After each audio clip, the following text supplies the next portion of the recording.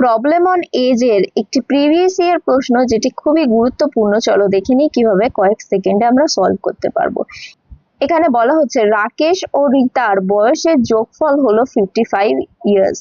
তাহলে হচ্ছে রাকেশ আছে আর রিতা আছে, তাদের এজটা যদি তোমরা অ্যাড করো দুজনে তাহলে 55 ইয়ার্স পাবে। এবং 10 বছর আগে তাদের বয়সের অনুপাত ছিল 4:3।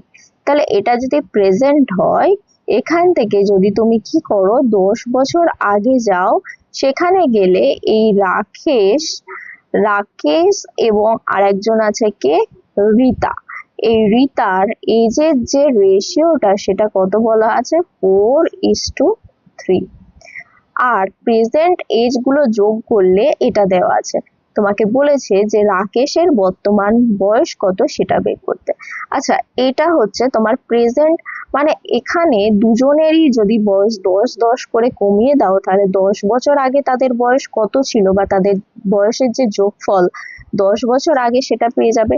টোটাল দেখো 55 আছে, তাহলে তোমাকে রাকেশের জন্য 10, রিতার জন্য 10, মানে টোটাল তোমাকে 20 কমিয়ে দিতে হবে।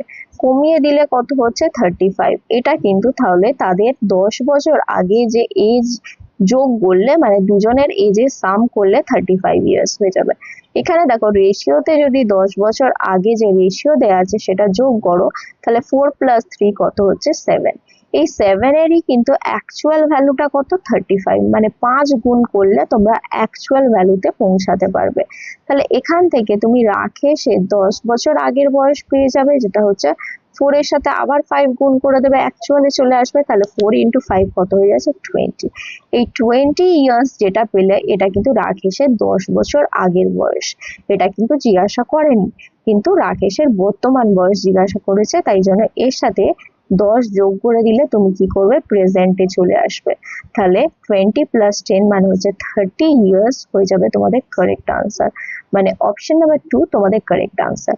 তোমাদের যদি এই প্রশ্নের ট্রিক ভালো লেগে থাকে, আগামী দিনে যদি এরকম সহজভাবে পরীক্ষার খাতায় কয়েক সেকেন্ডে উত্তর বের করতে চাও, তাহলে অবশ্যই জয়েন হও গণিত বিজয়ের সাথে। দেখা হচ্ছে পরবর্তী ভিডিওতে আরো এরকম অসাধারণ কন্টেন্ট নিয়ে। সঙ্গে থাকো, শিখতে থাকো।